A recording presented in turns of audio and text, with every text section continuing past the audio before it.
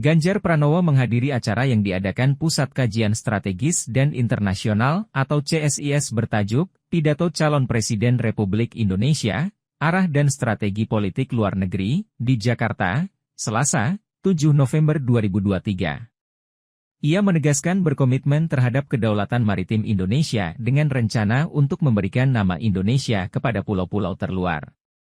Hal itu merupakan salah satu acara untuk melindungi Pulau Indonesia agar tidak diakui oleh negara lain.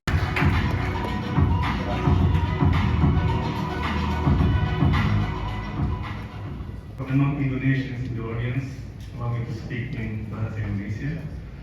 There is simultaneous English translation, so be sure sekalian. Pertama-tama, kita harus mengucapkan selamat dan terima kasih kepada CSIS. Pribadi juga berterima kasih atas kepercayaan yang diberikan untuk menjadi host acara siang ini. Saya baru pulang tadi pagi dari Palembang, kemudian di Jawa Barat, jadi bisa ke sini. Dan saya bertemu dengan petani, pakaian dia seperti sama. Bapak Ibu, inilah yang kemudian mesti industri kita yang ada di laut rasanya belum optimal.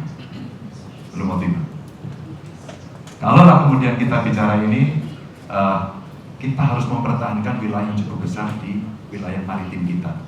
Maka kalau kita melihat anggaran pertahanan negara-negara yang ada di Asia saja sudah meningkat cukup tinggi, dan tentu saja kita mesti mengoptimalkan kerjasama dan perjanjian internasional ini untuk penguatan posisi Indonesia.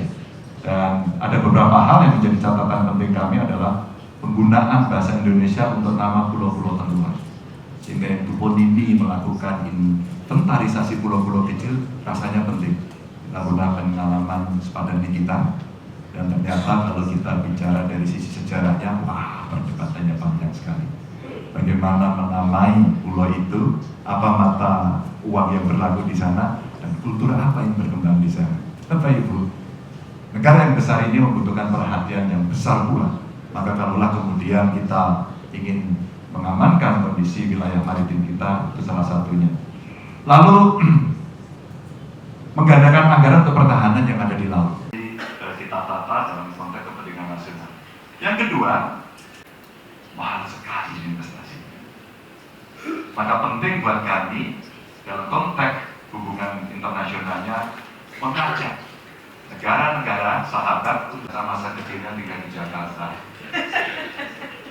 Jadi saya Bapak sedikit terkait dengan pertanyaan yang dulu itu, dalam pendapat Bapak hal-hal atau isu-isu yang mana yang di wilayah di kawasan kita yang harus diprioritaskan. Ya, baik.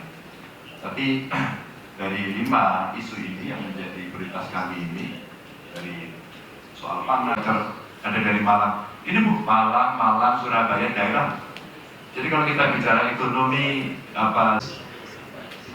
Dan kami saat ini memang sedang membuat sebuah white paper terkait dengan perdagangan karbon, Pak.